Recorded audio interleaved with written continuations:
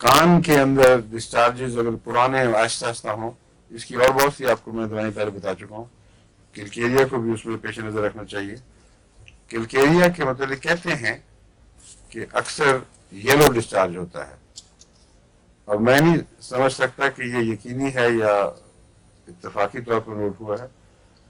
جو انفیکشن پرانی ہو جائے اس کا زرد ہونا ایک طبی امر ہے، اس لیے اس سے زیادہ کوئی علامت نہیں ہے یہ کہ کلکیریا پرانے امراض میں، کان کی پرانی امراض میں کام آتا ہے، لیکن اس کو امتیازی علامت نہیں کہہ سکتے.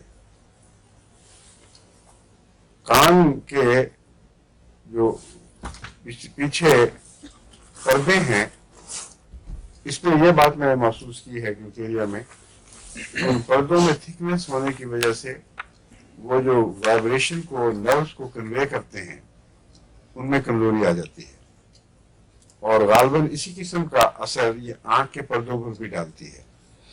اس لیے ظاہر میں باہر کی طرف کوئی چیز دکھائی نہ بھی دے تو ڈم ریجن کی شکایت، آہستہ آہستہ ظاہر ہونے والا بہرا پن جو رفتہ رفتہ آوازوں میں تفریق کم کر دے، یہ وہ ہے جو کلکیریا کو مانگتا ہے.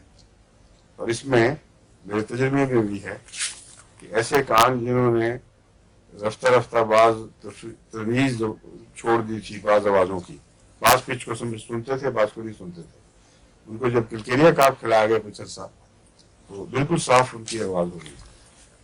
اس پر ہاں جی، اب آپ نے اس وقت ہاتھ اٹھایا جب انہوں نے بھی اٹھا دیا.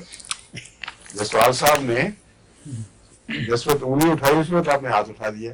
سال سے وقت ختم ہو گیا، ایک منٹ اوپر ہو گیا.